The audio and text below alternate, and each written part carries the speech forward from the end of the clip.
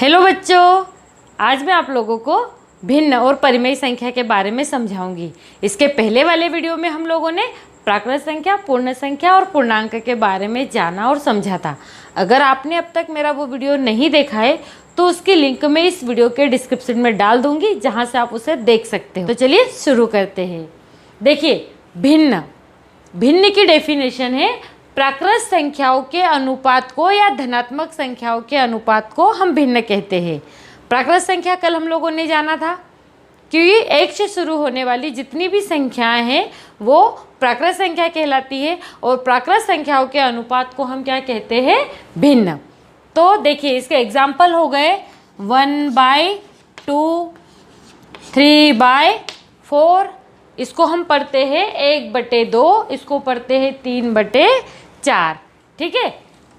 अब अगर मान लीजिए लिखा हुआ है 9, ये एक भिन्न है या नहीं? 9 एक भिन्न है। वो इसलिए क्योंकि इसके अपॉन में हम 1 लिख सकते हैं। देखो बेटा, ये जो ऊपर वाली संख्या होती है ना, इसे हम कहते हैं अंश, और ये नीचे वाली संख्या है, इसे हम कहते हैं हर। तब कोई सी भी संख्या, जैसे ये है 7, इसे भी हम भिन्न कह सकते हैं क्योंकि इसमें हर की जगह हम 1 लिख सकते हैं। तो ठीक है, तो जितनी भी धनात्मक संख्याएं अगर वो सिंगल रूप में है यानी अंश के रूप में है, तब भी हम उसे भिन्न कह सकते हैं क्योंकि उसके अपॉन में हर की जगह हम 1 को लिख सकते हैं। ठीक है, तो ये हो गई भिन्न की डेफिनेशन और इसके कुछ एग्जाम्पल। ठीक है, अब हम आते हैं परिमेय संख्या पर। देखो बेटा, परिमेय संख्या की डेफिनेशन है वह संख्या जो p/q के रूप में व्यक्त की जाती है, जहाँ पर p और q का मान पूर्णांक है और q का मान किसी भी कंडीशन में शून्य नहीं है। देखो बेटा, इसमें एक शब्द आया है पूर्णांक। कल हमने जाना था कि पूर्णांक किसे कहते हैं? जितनी भी धनात्मक संख्याएं हैं, जितनी भी ऋणात्मक संख्याएं हैं और शून्य को मिलाकर जो समूह हमें प्राप्त होता है उसे हम पूर्णांक कहते हैं। ठीक है, तो वह संख्या जो p/q के रूप में व्यक्त की जाती है और p और q जहाँ पर पूर्णांक है। लेकिन बेटा, एक और कंडीशन दी है कि q का मान शून्य नहीं है। q का मान किसी भी कंडीशन में शून्य नहीं होगा। वो इसलिए क्योंकि मान लो अगर कोई संख्या है जैसे -3, ठीक है, इसके अपॉन में यानी q की जगह अगर हम लोगों ने 0 लिख दिया तो इसका मतलब हो जाएगा अनंत, और ये अनंत है, इसे हम परिमेय संख्या नहीं कहते हैं। इसीलिए यहाँ पर ये कंडीशन ऐड की है कि q का मान किसी भी कंडीशन में शून्य नहीं होगा। p का जो मान है वो पूर्णांक यानी वो धनात्मक भी हो सकता है, ऋणात्मक भी हो सकता है और शून्य भी हो सकता है। p की जगह शून्य आता है तो संख्या में परिमेय संख्या वह कहलाएगा। वो इसलिए क्योंकि देखो, जैसे ये है 0 अपॉन में हम लोगों ने ले लिया 5। ठीक है, अब 0 में हम किसी भी संख्या से डिवाइड करते हैं तो उसका मान 0 ही आता है। ठीक है, और ये 0 है, वो भी एक परिमेय संख्या है क्योंकि देखो इसके अपॉन में भी हम क्या लिख सकते हैं? 1।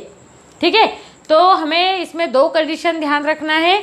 पहली ये कि p और q का मान पूर्णांक होगा लेकिन q का मान 0 नहीं होगा, ये दूसरी कंडीशन है। ठीक है, तो इस बेस पर जो भी संख्याएं हमें प्राप्त होगी उसे हम परिमेय संख्या कहेंगे।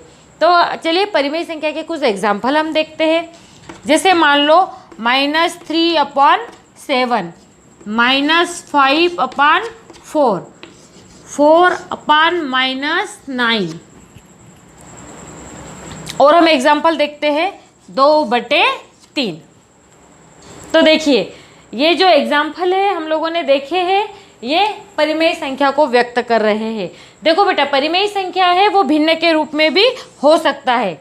ये 2/3 है, ये एक भिन्न भी है और एक परिमेय संख्या भी है।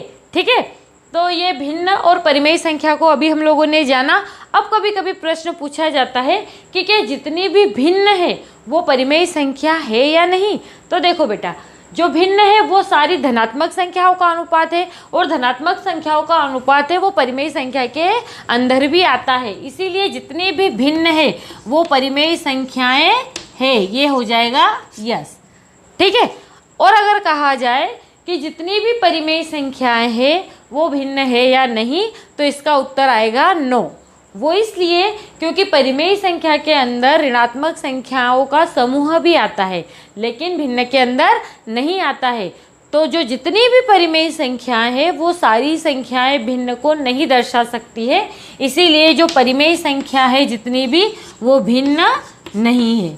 ठीक है, तो हम लोगों ने अभी भिन्न और परिमेय संख्या को जाना और ये भी जाना कि भिन्न परिमेय संख्या है या नहीं और परिमेय संख्या भिन्न है या नहीं।